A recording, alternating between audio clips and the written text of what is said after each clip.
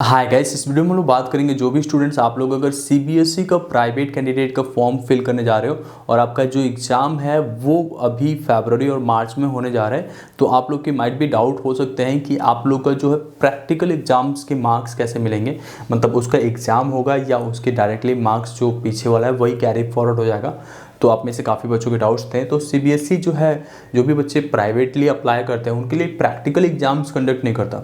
अब CBSE private होते कौन है? जो लाइक पास्ट ईयर में आपने CBSE as a regular exam दिया था और आप किसी वजह से कंपार्टमेंट आ गया या एसेंशियल रिपीट है, तो आप सब सीबीएसई प्राइवेट में आ जाते हो, या इंप्रूवमेंट दे रहे हो या एडिशनल दे रहे हो, ये सारा चीज़ें सीबीएसई प्राइवेट में आ जाते हैं। इवन दो कि लाइक जो स्कूल नहीं जाते और फ्रेश कैंडिडेट के तरीके अप्लाई करते हैं वो भी सीबीएसई प्राइवेट में काउंट होते हैं। ठीक है, तो अब बात करते हैं कि मार्क्स आपको कैसे मिलेंगे। अगर आप एसेंशियल रिपीट में आए हैं और 2021 में ही पहली बार बोर्ड एग्जाम के लिए अपेयर हुआ था, आई मीन 2022 में, तो 2022 में मतलब जस्ट लास्ट ईयर ही आपका, मतलब इसी बार आपका जो रिजल्ट अनाउंस हुआ था उसमें आपका एसेंशियल रिपीट लिखा हुआ है। तो आप लोग की मार्क्स जो हैं वो कैरी फॉरवर्ड, जो प्रैक्टिकल मार्क्स पीछे थे वही मार्क्स आगे मिल जाएंगे, आपको प्रैक्टिकल एग्जाम देने की ज़रूरत नहीं पड़ती।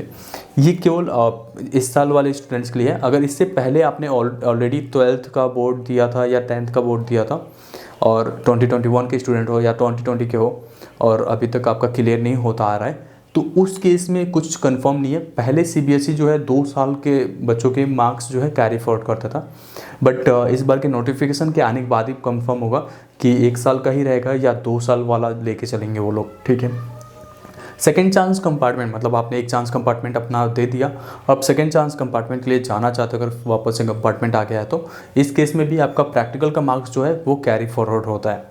ठीक है, अब इम्प्रूवमेंट एग्जाम्स में भी इम्प्रूवमेंट एग्जाम वही देते हैं जो 2022 में अभी आपका मार्क्स कम आया और आप इम्प्रूव करना चाह रहे हो, तो इस केस में भी आपका जो प्रैक्टिकल का मार्क्स है वो कैरी फॉरवर्ड ही होगा।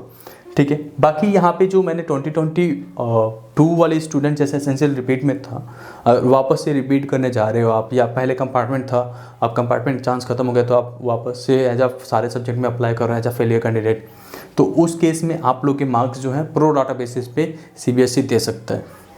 अब एडिशनल सब्जेक्ट में भी पेपर तो जो थ्योरी के होंगे उसके हिसाब से ही होता है। तो मैथ्स वगैरह का जो पेपर अगर 80 मार्क्स का हो रहा है तो आपके 20 मार्क्स जो है प्रो डाटा बेसिस पे मिलता है। ठीक है, तो आप लोग के कोई भी प्रैक्टिकल एग्जाम्स नहीं होता। आई होप आपके प्रैक्टिकल के मार्क्स कैसे मिलेंगे उसके बारे में जो भी डाउट्स हैं वो क्लियर हो गए होंगे। इनकेस अगर कोई एडिशनल डाउट है आपके पास तो आप कमेंट सेक्शन में पूछ लेना, अब मैं आप लोग को वहीं पर रिप्लाई दे दूँगा। Thank you so much.